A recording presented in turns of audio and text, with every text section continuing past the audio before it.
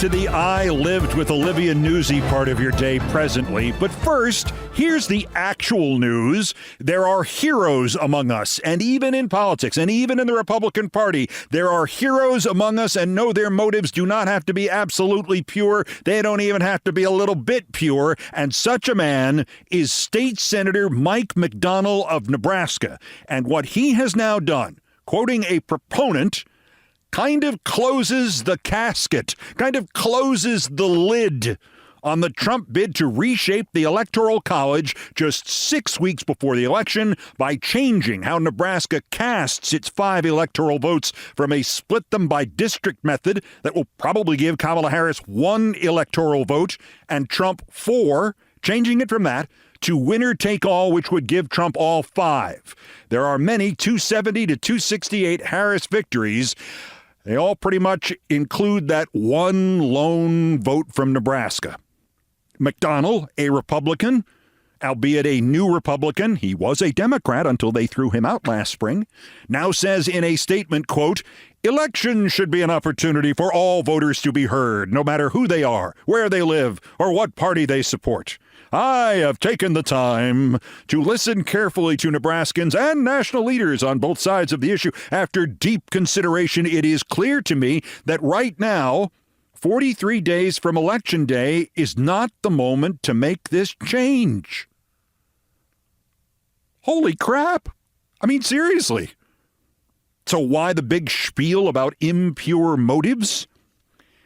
Senator McDonnell is not only from the district that will likely go Harris, the proverbial blue dot of big city Omaha, Nebraska, but he has long been discussing, toying, tinkering with running for mayor of Omaha, Nebraska. And as a conservative Democrat or a moderate Republican or whatever, guess what is not going to happen ever in 27 lifetimes if you are the decisive vote, essentially taking away the electoral vote from the citizens of Omaha, no matter who they vote for, especially when his likely opponent, the incumbent Republican, is pledged to take away the electoral vote from Omaha. The last-minute switcheroo would require 33 yes votes from 49 senators. There are 15 Democrats. They're obviously voting against this. There is one independent assumed to also be a no, and a couple of Republicans who were supposedly waiting for McDonnell to support the switch and then use him as cover for doing so himself. And they thought they might get that independent or a couple of the Democrats to go over to the side of one vote for Nebraska. Senator Lauren Lippincott, the guy who said McDonnell's statement closes the casket, closes the lid, and probably other upbeat, life-affirming phrases like that, he says McDonnell is, quote, an absolute no. We're going to have to reintroduce this bill in the next session. McDonnell doesn't even want that. He is suggesting, instead, a statewide vote on a constitutional amendment. Now back to motive. McDonnell is a Republican because last year he came out as a Democrat in support of draconian abortion restrictions and a ban on transgender care for youths. It looked like he was going to fold on this one, too. A week ago tomorrow, he and 24 Nebraska Republican senators met with Governor Jim Republican Tool Pillen. And, Lindsey, please help me, they'll do something terrible to me if Trump loses Graham. And McDonnell was quoted by people in that room as saying he was looking for a way to get to yes. Yeah, well, he didn't find that way. And from such lack of a GPS of courage and ethics comes heroes. Profiles in courage. Or maybe, as Shakespeare wrote in the unsung single best line in Hamlet, assume a virtue if you have it not. Assume, take on, don. You want to be a principled hero, even if you're an unprincipled, cowardly politician? Do something principled and heroic. Like, Mike McDonnell just did, I guess. Now all Harris has to do is win the Nebraska second. As I mentioned yesterday, CBS News estimates that the poll average there is Harris by 4. The last actual polls I can find are from the second half of August, and they are Harris by 5, or with the third-party sock puppets included, Harris by 8. Not many polls yesterday. Mass Inc. polling did Wisconsin, has her up by 7. The Real Clear Politics average of polls, and that is a Republican slanted, I don't know, dog and pony show. It would produce a Harris Electoral College victory of 275 to 262.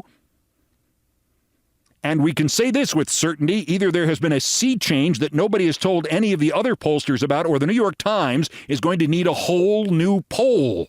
They have Trump 49-45 in Georgia.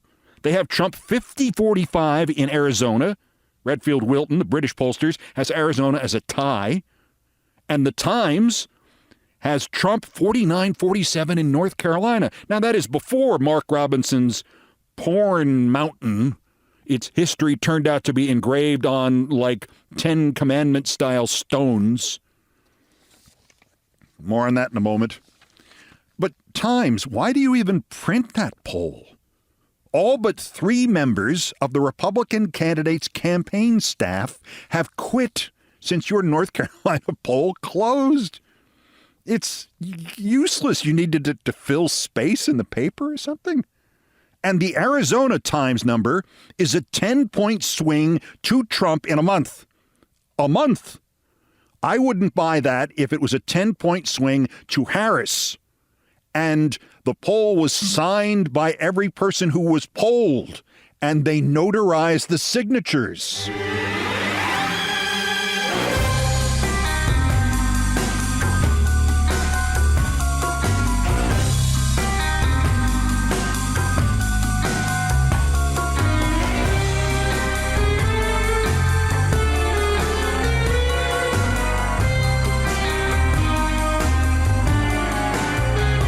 So, as the Republicans are shackled to a corpse in Donald Trump, Trump is shackled to a corpse in North Carolina.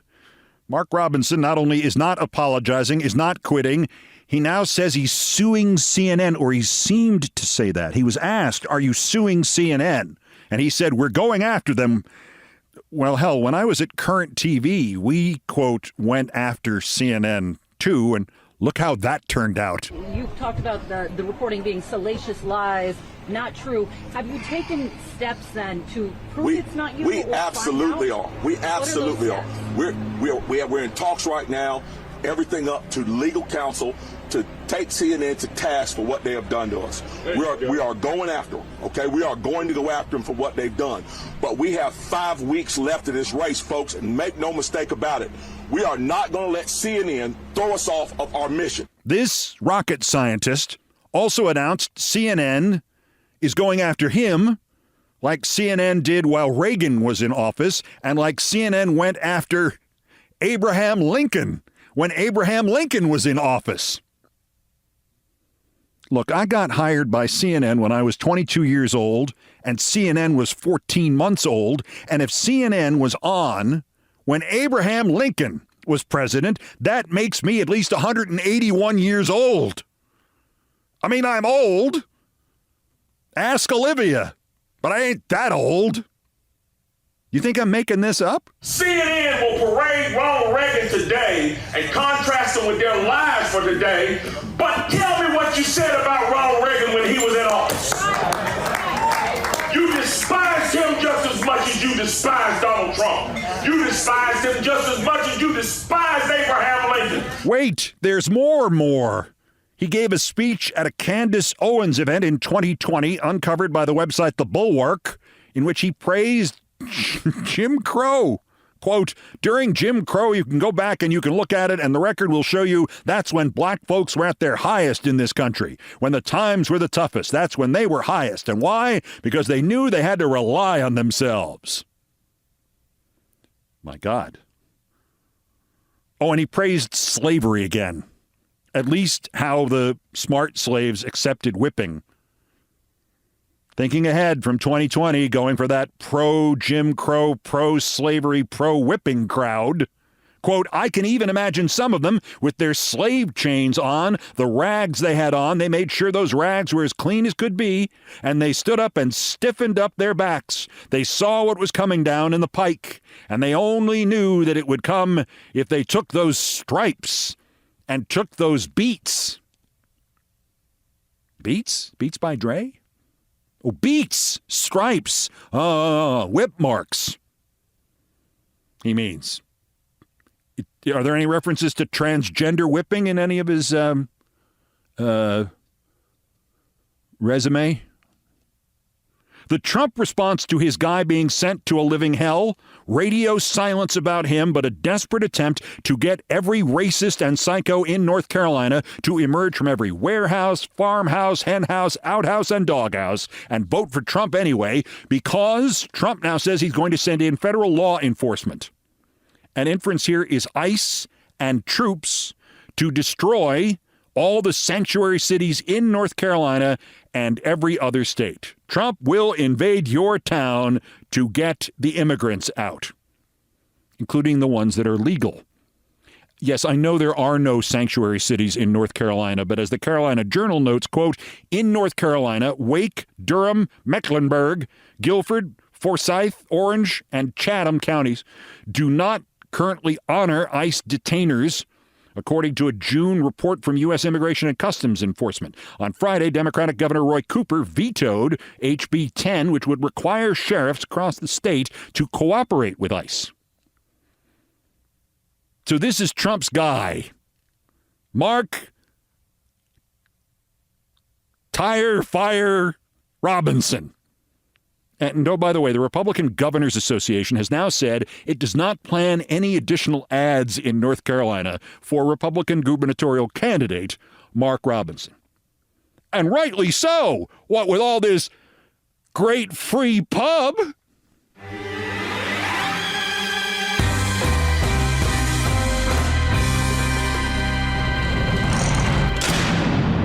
I'm beginning to think Trump picked J.D. Vance because he's capable of saying dumber things even than Trump does. In North Carolina last night, a person who's more worried about missing a birdie putt than he is about an assassin's attempt on his own life, because that is the definition of courage under fire, and Donald Trump has it in spades. No, you have a golf club. He has a gun. Get out of the way. This is what he just described. This is actually the definition of an effing idiot.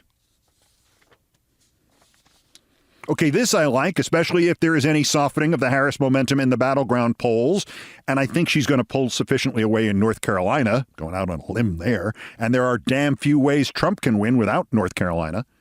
Remembering that the Trump plan all along was to find a way to back out of debates and blame first Biden, then Harris. The Harris campaign is going to make damn sure that if there is no second debate a month from yesterday, Trump is going to hear about him chickening out of that debate every day for the next month. From NBC, quote, the Democratic National Committee will launch static billboards and mobile billboards. There were supposedly ones at Trump rallies like the one in Pennsylvania last night. The chicken billboards include a digitally altered image of Trump in a chicken suit, alongside the words, there's no debate, Donald Trump's a chicken, unquote. But I don't get one part of this. Why digitally altered? He looks enough like a chicken as it is. The hair. Quote, the DNC originally said that they would be sending staffers dressed in chicken suits to Trump rallies as part of this messaging campaign. But after publication on Monday, a spokesperson for the group said that this would no longer occur. Instead, a pro-Harris student group at the Indiana University of Pennsylvania College, don't even try to figure that out, where Trump is speaking, this was written before he spoke, would send inflatable chickens to his rally there instead. Again, inflatable chickens? I mean, that's Trump. Speaking of appearances, CNN reports Melania Trump, who has not been on the campaign trail in, well, wait, how long is forever? Quote, spoke at 2 political fundraisers for the Log Cabin Republicans this year, and she was paid $237,500 for an April event, according to former Trump latest financial disclosure form. The payment was listed as a speaking engagement. The problem is, although it's on Trump's financial disclosure form, nobody knows who wrote the checks to her. It's not listed anywhere. The log cabin Republicans say they did not pay this. So they'll have to search for other payments of $237,500 to Melania. Well, what's her contract with Donald got in it? Any $237,500s in there?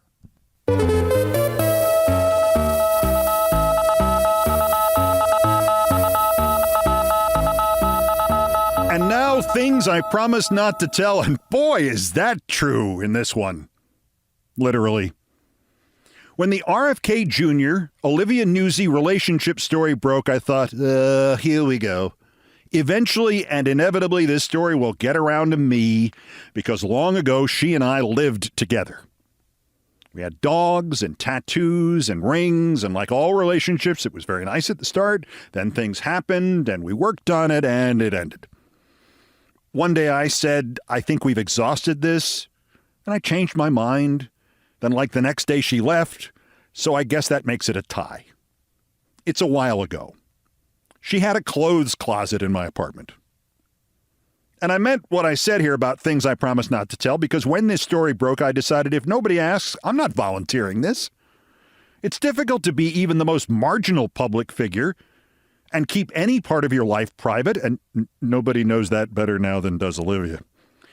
On the other hand, if I'm asked about this by the media, if somebody is going to write it, I'm not lying to them. I'm not denying it. I'm also not giving them the story, especially not the freaking New York Post, which reached out yesterday. I confirmed we dated. That's what he asked. Did you date her? And I said yes. And I said I thought it was pretty general knowledge that we had dated, but that nobody cared, and that if they didn't know this, well, to paraphrase Arthur Conan Doyle writing Sherlock Holmes's lines for him, I am not retained by the gossip columnists to supply their deficiencies. In other words, I am not the Nuzzi Nudes News Network over here giving away free stories. Plus, seriously, nearly all of the relationship was surprisingly mundane, and it doesn't have anything to do with the RFK story, except in the broadest possible sense. I mean, I'm sure she's not a completely different person than she was when we dated, but maybe. I am left with a couple of overarching thoughts. She did some weird things during the three and a half years this lasted. I'm sure I did too. She played around at one point with how to pronounce her last name, what sounded best professionally, Nuzzi, Nuzzi. And her parents were not the best role models. And on the other hand, after the immediate and understandable astonishment on their part, they did a 180 about me. I went to their house for Christmas every year. Her mom used to dog sit for us. Her dad and I went to a Stanley Cup final game and had coffee a lot. Though, sometimes she so missed the mark on the consequences of her actions that nobody around her would have said anything except, how could you not know that? Like the time long after we broke up that she went to Corey Lewandowski's house and he didn't answer, so she just turned the handle on the front door and it was unlocked, and so she just walked in and didn't know that was unethical and probably illegal, and then made that story public. But nothing I know about her then or now suggests Olivia would have kept sending a guy nude photos unless he wanted them. I haven't talked with her since we broke up because nowadays you're supposed to ghost each other, I guess. But for whatever it's worth, I can't defend any of her journalistic choices here, and I will not. But in the meta view of who's right, who's wrong here, she's not the one who's wrong here. And of course, if you are a faithful listener, it will have dawned on you that all the times I have talked about my beloved dog Stevie, my other dogs, the ex-girlfriend with whom I walked into the pet shop because her family dog was dying and she needed a puppy fix, that was Olivia.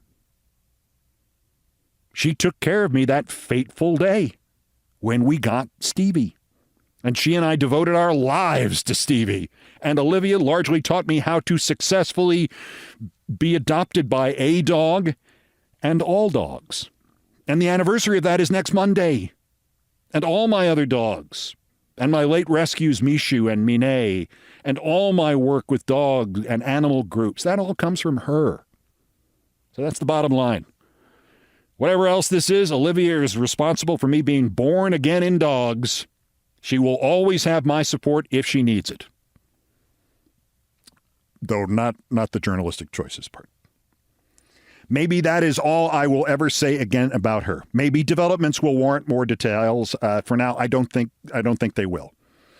But from the Department of Keith cannot possibly leave well enough alone. That does not mean I'm not going to make a couple of jokes about this. And maybe not just in this episode. Joke number 1, about the ethics of me dating her at my age. I don't want to go out on a limb here, but I am beginning to suspect she likes old guys. I mean, she was going to marry one who was 20 years older than her. Also, I'm old. On the other hand, I'm not as old as Bobby Kennedy. I win!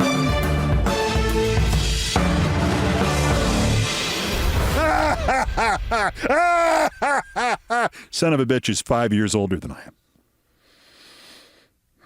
Clears up a lot of my conscience. Also of interest here, well, if there's a Keith story about Keith, there also has to be a Keith story about Bill O'Reilly. That used to be a federal law. He has stormed out of an interview, threatening to sue the interviewer. Which leads me, in this all-new edition of Countdown, to the story of how I met O'Reilly and Hannity and Rush Limbaugh and the FAQ. Do O'Reilly and the others believe their own poison, or are they just whores? Coming up. And did you know there is an entire left-wing industry that exists just to criticize Maggie Haberman and her colleagues? She says so. It must be true. The most important question here is, why aren't they paying me? That's next. This is Countdown. This is Countdown with Keith Olbermann.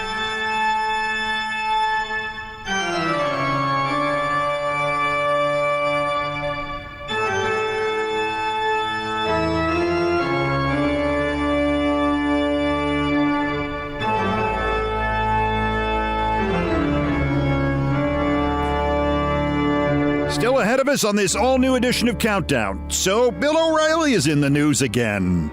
A decade after he was last actually in the news, he has threatened to sue a PBS reporter or do something to her because she had the nerve to ask him about the reason he stopped being in news.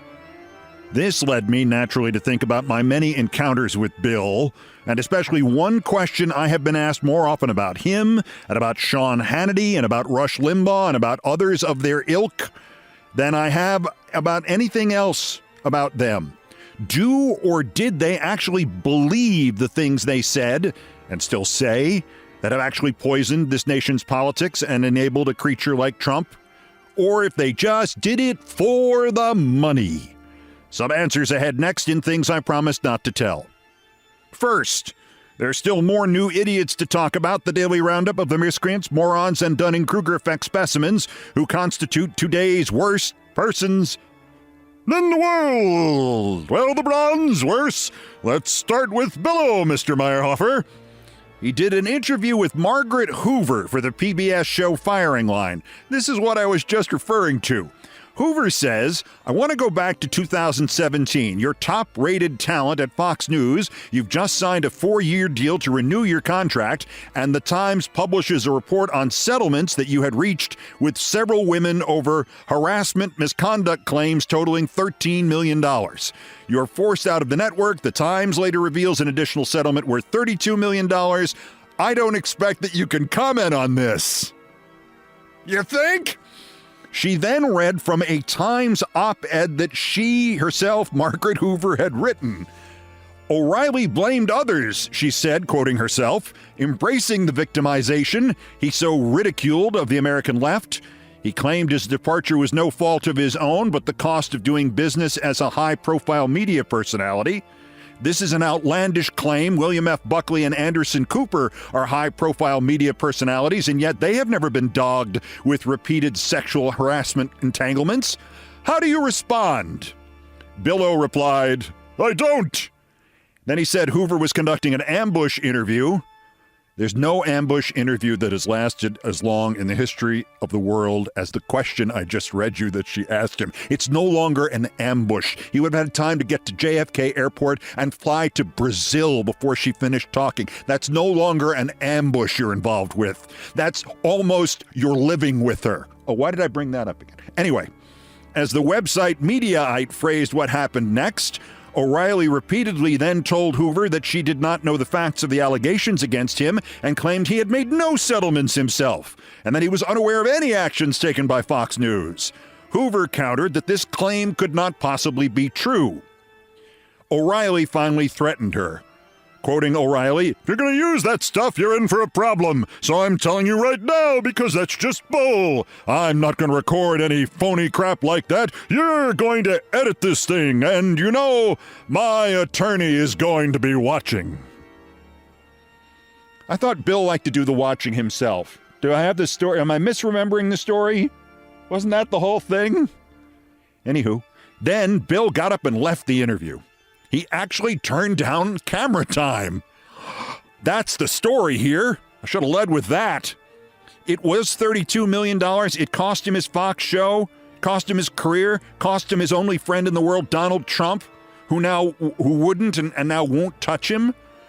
But he's going to sue or demand they not play parts of the interview. Or I don't know. Hoover says his lawyer sent them a legal demand. No details. Like I've told you before, when I used to discuss his settlement with Andrea Macris and the other settlements with the other women, he decided his best strategy was to send his PA, his production assistant, Jesse Waters, to stalk the chairman of GE, that'd be General Electric if I'm going to explain acronyms here, which owned NBC, the National Broadcasting Company, which in turn owned MSNBC, Microsoft NBC. That didn't work either, and this isn't going to work. The runner-up, why, it's theme night. We switch from Billo to the New York Times. All the both sidesism that's fit to print. It is amazing. There's no sense whatsoever there that they've violated every principle they claim, and claim loudly and incessantly and condescendingly to represent. Headline number 1, controversies erupt as Trump and GOP make critical push to voters. And it's push, not putsch. It's the American English word push, like sales job, as opposed to the, putsch word. A Republican who reportedly called himself a black Nazi, a false story about migrants eating cats and dogs, and a feud with Taylor Swift bring back a sense of chaos. Yes, things like this erupt, like volcanoes. Controversies erupt. Force of nature, clearly. Not because Trump made them happen or made them up or employs people like J.D. Vance who makes them up or he recruited people like Mark Robinson, and not because one political party is rather stumblingly, traditionally inept, and it's on one side of American politics, and the other political party, Trump's political party, is filled with corrupt, morally bankrupt, fascist liars who are in fact not that good at getting away with their lies. No, nobody did that. Trump didn't cause this to happen. Trump wasn't the one who posted, "I hate Taylor Swift." Oh yeah, he was. No, none of that. None of that was Trump's fault or the Republicans' fault. It just erupted like Krakatoa east of Java. The other Times headline of note, over a picture of Trump smiling at the vacant Sarah Huckabee, the politics of motherhood become a campaign trail cudgel. The presidential race has exposed a fault line in American political culture over the deeply personal decision to have children. Yes, this problem was always there. It's a fault line, like the San Andreas. Once again, things erupt, according to the New York Times, like volcanoes. And there are fault lines, like San Andreas. This was not one party deciding to choose as the guy running for vice president a clown who insists that the vice president of the United States doesn't have any skin in the game because she's a stepmother, not a birth mother, or that the person in the picture under that last headline I read you, Governor Huckabee of Arkansas, is not a reprehensible lying fraud because she somehow managed to find somebody to procreate with her. Oh no, said the generic New York Times headline editor. polishing his top hat as he did so. A political fault line, and it's just erupted. Maybe this is due to climate change. Here, you, assistant, put our best 54 both sidesists on this story. Oh, I'm going to faint now. A political fault line has just erupted. Ooh. Thud. But the winner, the worst, why, more New York Times, Maggie Haberman. If you've wondered if she's noticed that we've noticed that she's just a Trumpian stenographer who occasionally reveals more than Trump would like her to, oh, yes, she has. And, well, sir, she knows the real victim of her bad journalism. The real victim here is Maggie Haberman. Quote to NPR, I think the media does a very good job covering Trump. There are always going to be specific stories that could have been better, should have been better, that are written on deadline and people are not being as precise as they should be. I think there is an industry, bluntly, Dave. My name's Keith, Maggie. I think there is an industry, bluntly, Dave, that is dedicated toward attacking the media, especially as it relates to covering Donald Trump and all coverage of Trump. And I think that Trump is a really difficult figure to cover because he challenges news media process every day, has for years. The systems are just fundamentally, they were not built to deal with somebody who says things that are not true as often as he does, or speaks as incoherently as he often does. I think the media has actually done a very good job showing people who he is, what he says, what he does. I think most of the information that the public has about Trump is because of reporting by the media. And I guess I don't really understand how this industry that literally exists to attack the press broadly, and the media is not a monolith, it's not a league, but this industry that exists to do that, I don't see how they think they are a solution by undermining faith in what we do. That's been very confusing to me. As an aside, I would suggest to this thing that is confusing her, it needs to take a number and get behind the line, at the end of the line of things that easily confuse Maggie Haberman. It's criticism of the media that's undermined faith in the media. The interviewer says, yeah, well, I mean, part of the attacks are clearly partisan. I mean, Republicans and Trump supporters are going to attack, and Maggie Haberman corrects him. I'm not talking about that. I'm talking about, now the interviewer says, well, who is the industry you're talking about? And she goes, I'm talking about criticism on the left. Wait, there's an industry on the left that exists to attack the press broadly, and Maggie Haberman in particular, an entire industry? I mean, was somebody going to tell me at some point? I've been throwing this stuff out for free on this podcast. No offense to you, thanks for listening, but I mean, I could have been making 39 cents a shot or something here. There's an industry? I need to talk to the people running this industry. I need to talk to the people cutting the checks in this industry. I have a quality product over here, and by the way, an infinite supply of Maggie Haberman stuff. They need to be recompensing me for it. Maggie, she makes me begin to suspect I, Keith Olbermann, am underpaid Haberman, today's worst person in the world.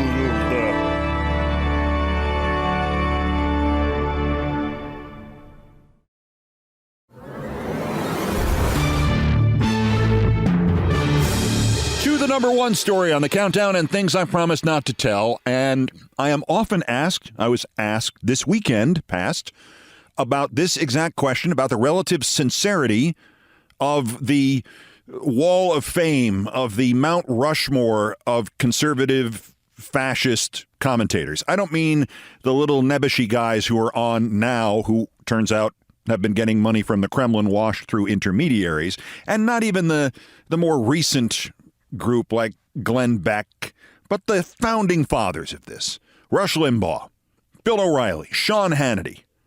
Dead, career dead, brain dead. I have met them all, and I think the answer about whether or not they are being sincere or this is just a shtick that they do for money is different in each of them, and yet eventually all becomes the same thing. Many of them do not start out believing a word they are saying, and then they discover success And suddenly they want to say more of what they have been saying because it pays them so well. And the next thing you know, after you say something long enough, it's not just the audience that begins to believe it, it's you who begins to believe it. One day, and I tried to get the exact date of this, I know it was a Sunday, that's all, 95, 96 perhaps, based on the memory of what the ESPN SportsCenter newsroom looked like before its remodeling in 1996. I'm thinking it's 1995. I walked in to do the Sunday 11 p.m. SportsCenter, and in an otherwise empty newsroom, a very small room with a bunch of cubicles around it, one of which was mine, so small that two anchors would share one computer, standing next to my desk, not saying a word, but just looking into the newsroom as if he were Charlie visiting Willy Wonka's chocolate factory, was Rush Limbaugh. And given his size, perhaps that's a good analogy. Rush Limbaugh saw me walk in, and he almost asked for an autograph. "Oh, Keith, hi, I'm Rush Limbaugh." Nothing like the person you heard or saw. Restrained, whispering, behaving as if he were, as he said, in church. "I'm such a fan. Oh, my goodness. I remember you from the CNN days." I had to explain to him that we had met once. "No. I said 1980 World Series when you worked for the Kansas City Royals." It's important to remember that Rush Limbaugh's career path was, he thought, sports. He was going to be a broadcaster, a baseball broadcaster or a baseball executive, and he got no further down that line than, as he put it, the assistant media and community affairs director of the Kansas City Royals in charge of escorting the first pitch thrower and the national anthem singer onto the field. That was his job. But when the head of the PR department for the Kansas City Royals, whose name was Dean Vogelar, and how could you forget that name, introduces you to one of his assistants, and the guy's name is Rush Limbaugh, you remember that name. I don't remember the conversation. I don't know what it was about. I think he was just standing there, and Dean Vogelar was being nice to both of us. But we had met, and he was, when I told him this story, he was like, "Oh my God, I wish we had a picture of that." It was almost to the point of embarrassing. I'll take praise from anybody, especially in 1995 before I fully understood what Rush Limbaugh was doing to this country, but I will take praise from anybody. But Rush Limbaugh went from sports into what he did to this country because he failed at sports. His original radio work was as a sportscaster and call-in show host in sports when that was not a very popular thing, and simply being good at killing 4 hours by repeating the same argument over who's the greatest player of all time this week was not enough to get you a $31 million a year contract. He got fired from that. He was a disc jockey for a while, and then they said, we got some time to kill. Why don't you just go on Limbaugh and do a news talk show? Well, he was of conservative leaning, and he found out as he began to criticize the liberals of California in the various small markets in which he worked there around, I believe, the Sacramento area. The more he did that, and the more vituperative he became, the more people listened. Soon he had a contract. Soon he wasn't about to get fired from another industry, having failed in baseball and then failed in sportscasting and failed as a disc jockey. Suddenly he had a contract, and then somebody said, "We should syndicate your show. Other markets would love to hear this." And you know where it went from there. But in 1995, and that's 12, 13 years into the Limbaugh dynasty, Rush Limbaugh was speaking in hushed tones, having appeared like a ghost, like the devil, in Bristol, Connecticut. And by the way, I explained, "What the hell? What are you doing here?" I asked him that question, and he explained he had been invited after years of pestering Chris Berman to sit with the football crew from ESPN that did the Sunday night, I believe it was called Countdown at that point, ironically enough, football highlight show after the NFL games on Sundays. They watched the games in a room upstairs that us civilians were never permitted to attend. And they watched in low definition all 10, 12 NFL games there were simultaneously. And there were options for bringing in your friend. They once brought in a back specialist who brought his table and was doing acupuncture and was doing everything that you could do to try to improve people's. If you could do something for the crew, you could come in. I don't know what Rush Limbaugh did for the crew, but they finally let him in, and he was there early, and he was about to go upstairs and join Chris Berman in that room. And I asked Berman later, what was that like? And he went, I don't know, the guy didn't say a thing. I mean, he was just there. He was just there. He didn't even do any chiropractic. What? So what Limbaugh said to me that echoes through the years, and it's nearly 30 years ago, was that he would, at that point, trade everything he had. And he was already successful. I mean, he was already making, 10 times what I was making, 20 times what I was making. He was successful. He said he'd give it all up if he got to be my co-host on SportsCenter instead, with the pay cut, or Dan Patrick's co-host. He was ready to knock off either one of us because that was his goal. And much of the fuel for these raging, hateful men and women is that they have not succeeded in their first dream. My first dream was to be play-by-play announcer for the New York Yankees. I never got close to it. Did I become bitter over it? No, I took my second dream and got that one. And my third, my fourth, and my fifth, and my sixth, and my seventh. Not for the conservatives. Rush Limbaugh was going to be the great sportscaster, and he never got close to it. And when he finally got the opportunity to do it in 2002, I believe, when ESPN finally put him on the NFL show, and he did know something about football, when they finally put him on, like 3 weeks into it, he insisted that Donovan McNabb was highly rated by NFL experts simply because he was African-American and they needed an African-American to be a top quarterback. Bye, Rush. See ya. You got another chance after all those years and you blew it in just 3 weeks. So that's where Rush Limbaugh came from. And of course, if every time you say Bill Clinton is a rapist, or you say Nancy Pelosi is a fascist, or you say Kamala Harris is a communist, if every time you say that, somebody sends you $10,000, guess what you're going to say? And sooner rather than later, because it's impossible to go on at that volume of work saying things extemporaneously that you don't believe, the truth will come out at some point. You have to believe it. You have to begin to believe it. You get, as the cliche goes, high on your own supply. And each time you get a little higher, they send you a little bit more money. It is thus not a coincidence that Rush Limbaugh nearly went to prison because he had a housekeeper who used to get him Vicodin and other painkillers, prescription painkillers, by the hundreds. He took high 2 digits in painkillers every day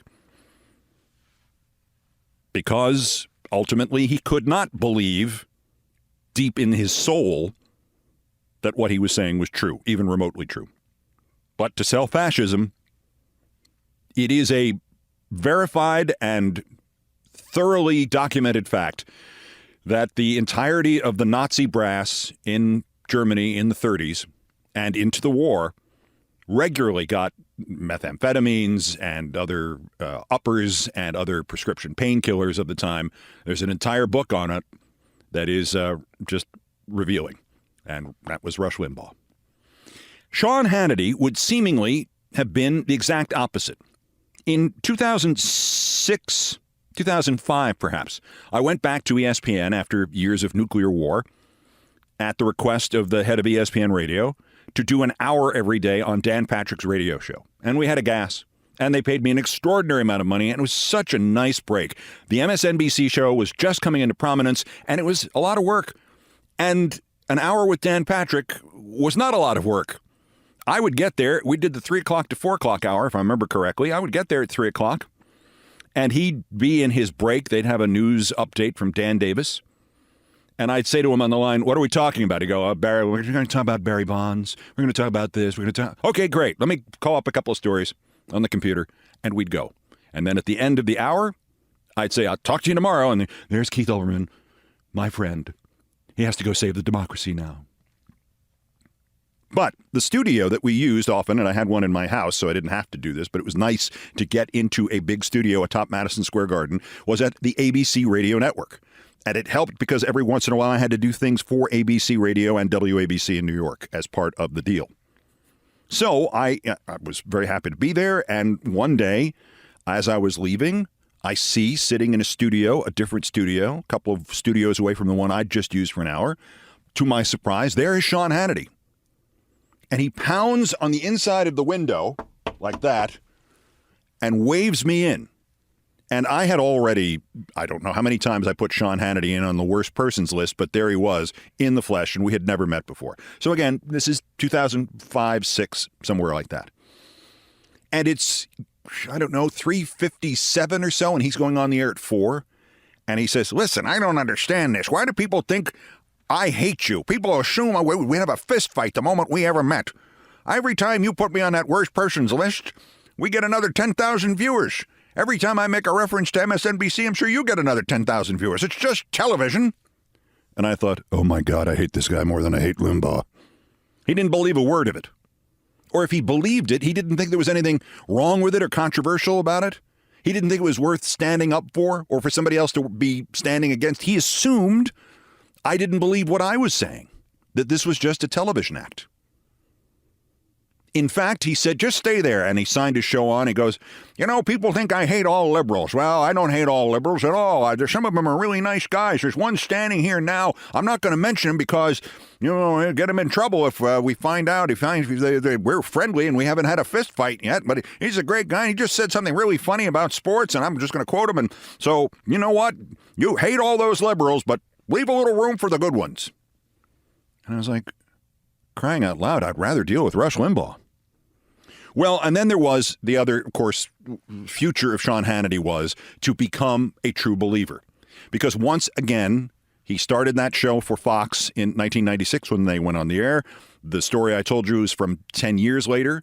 13 years later, he was seated a couple of boxes behind me at Yankee Stadium when the Yankees won the 2009 World Series, and we waved and took photos of each other and tweeted the photos. We were still kind of friendly. And by, 2016, he was advocating for a man who wants to be the dictator of America.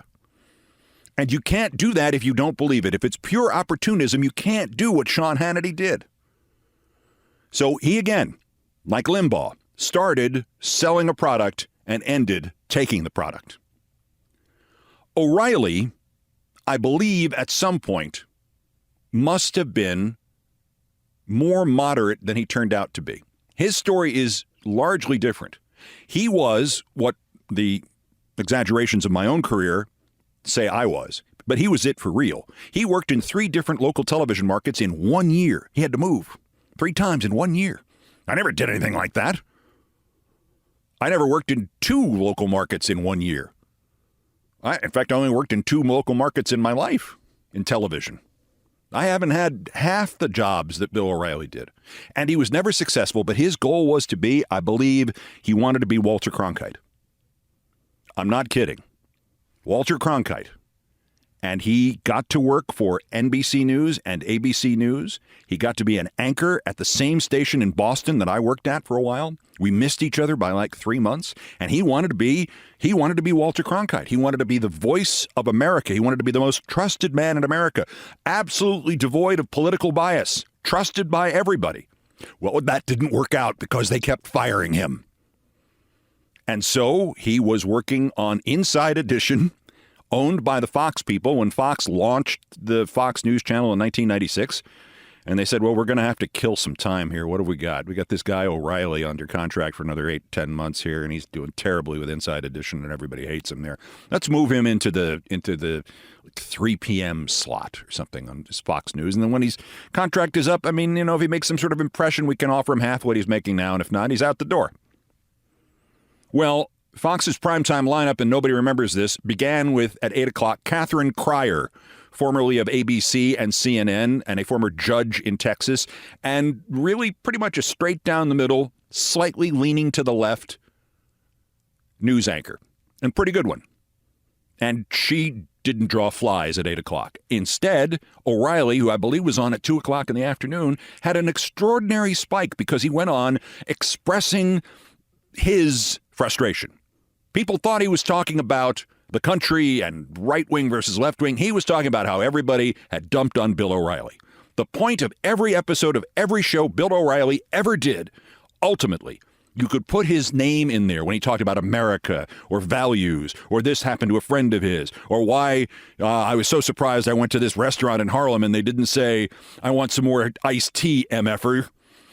Every one of those stories is about him and how he did not get to be Walter Cronkite and all the people he was now going to screw back. And they loved it. And he became the template. And Hannity looked at that and went, I'm going to do that too. Bill O'Reilly, by the time I met him, really, really believed this. And again, if you're expressing your own rage and just dressing it up and making it in some fashion generic for everybody in the world, of course you're going to believe it. You are angry. Bill O'Reilly will die without ever becoming Walter Cronkite. I will die without becoming the play-by-play man of the New York Yankees. And I'll go, well, travel would have been terrible. Crying out loud. Click. In any event, O'Reilly, as I've outlined many times in many places, did not take well to the criticism that I began to unleash on him literally the day I returned to MSNBC in 2003 when I got a phone call from one of my old friends at NBC in Washington, Nora O'Donnell, who said, you should do a segment on Bill O'Reilly. It's so great to have you back. He lies every night. You should do something about O'Reilly, like call it O'Reilly Factor Fiction. And I went, thank you, Nora. Thank you for resuscitating my career at MSNBC. And as soon as the war began to die down in Iraq, we began to go after Bill O'Reilly. And God knows he provided all the ammunition I could ever want. The rule is never punch down, and all he did was punch down. He wanted somebody to stop me. He tried to blackmail Jeff Immelt, the GE chairman. I've told that story a dozen times. He threatened Jeff Zucker. He threatened to expose this and say that. He threatened. And finally, we ran into each other at Yankee Stadium. I went to a Yankee Mets game and had a credential because I was on the Dan Patrick Show every day. I was actually also a sports reporter. 2005, 2006, Yankee Stadium, and there's O'Reilly, and I walk out onto the field, and to my surprise, there's Bill O'Reilly, and he's got not a press pass, but a pass given to him by the manager of the Yankees at the time, Joe Torre. So it was an FOJ, Friend of Joe pass. Allows you to get on the field. You're not allowed in certain areas. And he was at one end of the Yankee dugout as I came out of the Yankee dugout on the home plate side. And the moment he saw me, he moved 10 feet further away. And every time I would look out onto the field, I could feel his eyes burning a hole in the side of my head, and I would turn my head quickly, and he would look away. I would edge suddenly 1 inch closer to him, and I could see out of the corner of my eye him edging 1 inch further away from me. This went on for 10 minutes while I talked to my friends among the sports reporters. Later, he tried to get into the Met clubhouse, and his Friend of Joe Torre credential did not allow him near the clubhouse, and they asked him to leave. 2 or 3 days later, I got a call from the Yankees. There was an international incident, was the way it was described to me, about the fact that I had credentials and Bill O'Reilly did not. Fox, to the point of having the president of Fox's operations saying he was calling on behalf of Roger Ailes, demanding to know why I was given access to the Mets clubhouse, but Bill O'Reilly was not. And the head of PR for the Yankees, sounding like he was reading from a script, went through 30 minutes explaining that the Yankees didn't give credentials to celebrities and that these sort of situations won't be tolerated and only the working press gets credentials. And you could hear that there were other people on the phone call who were not talking. You could hear it because every once in a while the guy would stop suddenly and then you'd hear in the background. I assumed that was O'Reilly. The next day, I went to Yankee Stadium with my credential, and I went to the PR director of the Yankees, and I said, what was that? He goes, what do you mean? I said, how come I have a credential today? Wasn't that about taking away my credentials? He goes, what did I say at the beginning of that conversation? I said, you said you were going to make this phone call and talk to me about the fact that we did not issue credentials to celebrities. Did we have that conversation? Did I do that? Yes. Do we issue you a credential because you're on the Dan Patrick Show or because you're a celebrity? And I went, I presume the former. Correct. Have a nice game. And that was it. Never came up again. O'Reilly believed he had somehow sabotaged my access to Yankee Stadium. And he tried it many other times. And I saw him once at a Joe Torre event, a charity event, and he did the same thing where he stared at me and then moved an inch away if I got too close to him. An extraordinarily crazy man, and remains such to this day. But, as I always say, I probably owe him 10% of all of my earnings from MSNBC because he just couldn't ignore me. I mean, his ratings were initially at least 5 times mine. Even at the end, when we'd grown that thing into making $100, $200 million a year profit for NBC, his ratings were still twice, 3 times mine. He should never have once mentioned me. Instead, he put up a petition one day, had them do it on the Fox News website to, without mentioning my name because he refused to ever mention my name, he wanted Phil Donahue reinstated as the 8 p.m. anchor on MSNBC. And he did a whole thing about how Phil Donahue had been treated so badly. So sign up here on foxnews.com to get Phil Donahue the 8 p.m. slot that he so richly deserves. And I was like, thank you, Bill. So the next thing I did was I got my camera, one of my camera crews from NBC in Secaucus, to record everybody on the MSNBC Countdown staff lined up to get to the computer, and all of them signing up to get me fired and get Phil Donahue reinstated. Because one thing about fascists and people who get high on their own supply, but people like Bill O'Reilly never understand, people like that who believe all this, that people are at home taking notes, writing down, how will I live my life? This is what Bill O'Reilly says. This is what Hannity says. This is what Limbaugh says. One thing is, they really believe that. They don't recognize that the job is just to largely inform, but in many cases simply reassure people who've already reached the opinion you have that they're not crazy, that there are other people who've reached that same opinion, and to add to their understanding and correct them sometimes, or to have them correct you. It's illumination with maybe a few jokes and an entertaining broadcast of some kind. It is not, I am writing the new Bible and you will live your life this way. So we got that count of how many people wanted to have Phil Donahue reinstated. Like, we managed to get it over 5,000. That was one of my favorite accomplishments.